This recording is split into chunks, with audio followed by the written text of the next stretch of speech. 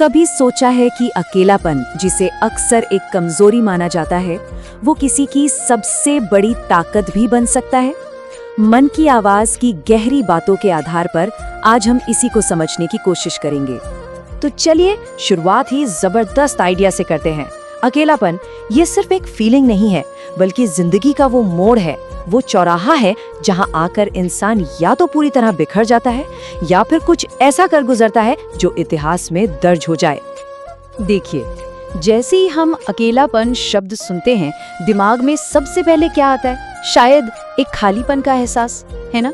कभी-कभी ऐसा भी लगता है जैसे कोई हजारों लोगों की भीड़ में खड़ा हो, चारों तरफ शोर हो, लेकिन फिर भी अंदर एक गहरा सन्नाटा हो। एक ऐसा सन्नाटा जहां लगता है कि सुनने वाला कोई है ही नहीं। भीड़ में होते हुए भी अकेला महसूस करना, ये एक ऐसा अनुभव है जिससे हम सब कभी न कभी गुजरते ही हैं। पर क्या हो अगर हम इस अकेलेपन को देखने का अपना नजरिया ही बदल दें, इसे एक कमजोरी की तरह नहीं बल्कि एक मौके की तरह देखें। और यहीं से बात बहुत दिलचस्प हो जाती है। अकेलेपन को देखने का एक बिल्कुल नया तरीका भी है।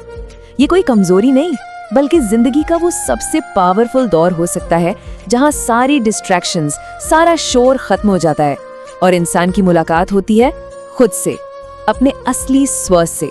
ये स्लाइड भीड़ और अकेलेपन के बीच का जो फर्क है ना, उसे बहुत ही साफ साफ दिखाती है। देखिए, भीड़ आराम तो देती है, कंफर्ट देती है, क्योंकि वहां बस दूसरों के पीछे पीछे चलना होता है, लेकिन इसी चक्कर में अक्सर इंसान खुद को खो देता है। दूसरी तरफ है अकेलापन, जो शायद शुरू में मुश्किल लगे, पर असल में यही वो जगह है जहां इंसान खुद को ढूंढता है और लीड करना सीखता है। और अगर हम इतिहास उठाकर देखें ना, तो ये बात सच साबित होती है। दुनिया के जितने भी महान वैज्ञानिक हुए, आर्टिस्ट हुए या बड़े बड़े लीडर्स, उन्होंने अपनी जिंदगी का सबसे जरूरी और क्रिएटिव काम अकेलेपन में ही किया। बड़ी से बड़ी खोजें इसी खामोशी से निकल कर आई हैं। तो यहाँ से शुरू होता है हमारा पहला पड़ाव।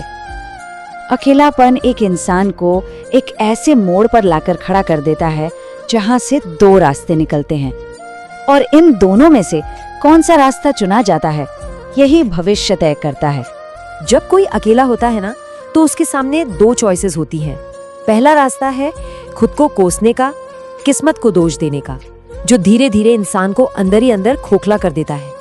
और दूसरा रास्ता है उसी अकेलेपन के दर्द को अपना फ्यूल बनाने का, अपनी ताकत बनाने का और खुद को नए सिरे से तराशने का।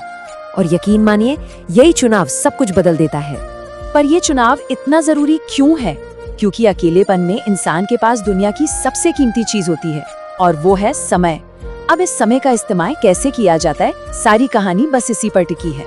तो चलिए अब उस दूसरे रास्ते पर आगे बढ़ते हैं और समझते हैं हमारा अगला हिस्सा, यानी खामोशी में शक्ति का निर्माण कैसे होता है। ये एक असल ट्रांसफॉर्मेशन की प्रोसेस है।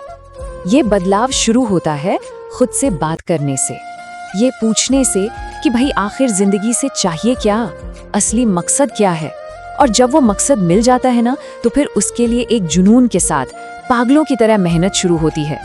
और सबसे बड़ा टेस्ट होता है डिसिप्लिन का, वो भी तब जब आपको देखने वाला, आपकी तारीफ करने वाला कोई नहीं होता। और एक बात हमेशा याद रखने वाली है, खामोशी में किया गया यही संघर्ष, यही मेहनत आखिर में किसी को भी भीड़ से अलग खड़ा करती है।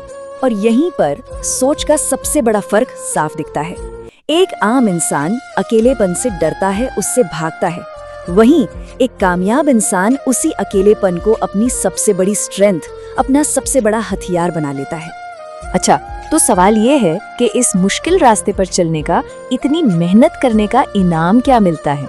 तो अब आते हैं हम अपने आखिरी हिस्से पर, अंतिम अनुभूति, यानी इस सफर का असली रिवॉर्ड।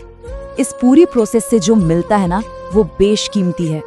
जबरदस्त मेंटल स्ट्रेंथ, दर्द को सहने की हिम्मत, रिजेक्शन को एक्सेप्ट करने की ताकत और एक ऐसा सेल्फ कॉन्फिडेंस जिसे कोई हिला नहीं सकता।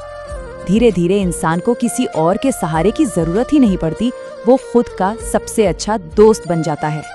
तो असल बात ये है कि अकेलापन कोई सजा नहीं है, ये तो एक तैयारी है। जिंदगी की बड़ी लड़ाइयों के लिए एक तरह की ट्रेनिंग है। और आखिर में ये पूरा सफर एक गहरी समझ तक ले जाता है, जिससे कि नंबर 1 दिखाता है।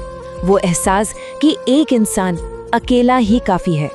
तो अब सवाल ये नहीं है कि जिंदगी में अकेलापन आएगा या नहीं, वो तो आएगा ही।